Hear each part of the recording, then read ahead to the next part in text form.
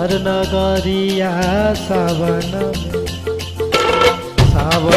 में चलू भज देवू घर नगरिया सावन में चलू भज देवू घर नगरिया चलू देवू घर नगरिया देखू बाबा के दुबरिया हाँ चलू न ये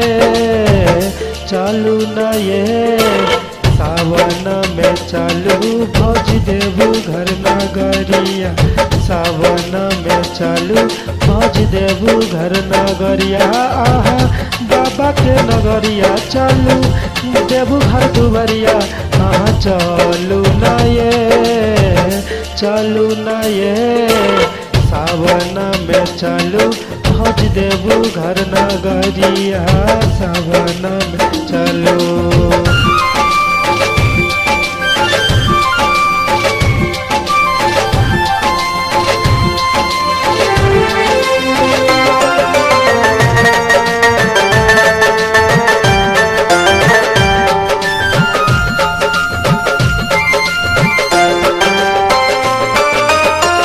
गंगा जल में हम डुबकी लगायब देवू घर द्वार पे जाइबियो पहिले बाबा के नमुआ के जलवा चरण में हमहू चढ़ाइबो आहा के मनवा में जे बसलिया आहा के मनवा बसलिया आहा जाके बताबू ये सावन में चलू भज देवू घर नगरिया सावन में चलू भज देवू घर नगरिया चलू देवू घर नगरिया ओहे बाबा के दुबरिया हाँ चलू न ये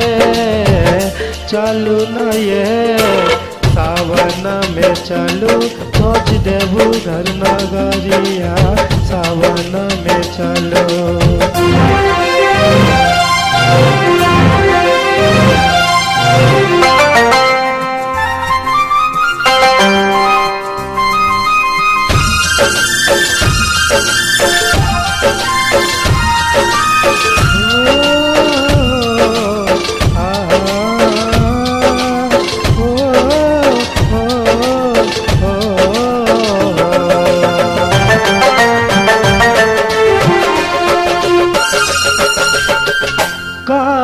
सरवन देवरू जे सुन ले कन्हवा पे कावर उठाबुए बाबा जी क्या नमोवा लेकर देवू घर द्वार आ जाऊए उहे बाबा सब कुछ हरतै उहे बाबा सब कुछ हरतै लेबै ओकरे नाम या सावन में चलू भज देवू घर नगरिया सावन में चलू भज देवू घर नगरिया चलू देवू घर नगरिया उहे बाबा के दुबरिया हाँ चलू न ये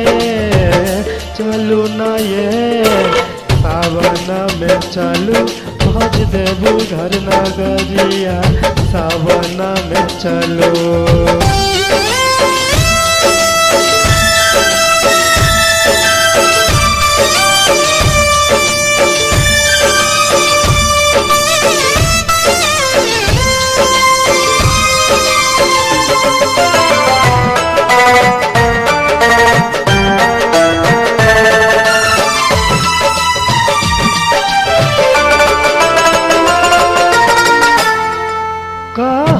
कुंदन बबुआ जो सुनू रखियो कर बात या हर पल घूम रहलिया नगरी चालू दिन कर साथ यो ओकर ही मन से जलवा भरबै ओकर ही मन से जलवा भरबै लेबै बाबा के नाम यो। सावन में चलू भज देबू घर नगरिया, सावन में चलू भज देबू घर नगरिया। चलू देबू घर नगरिया बाबा कुशेश्वर दुआरिया। अहाँ चलू न ये, चलू न ये देबू घर में चलू भज दर्शन करबै।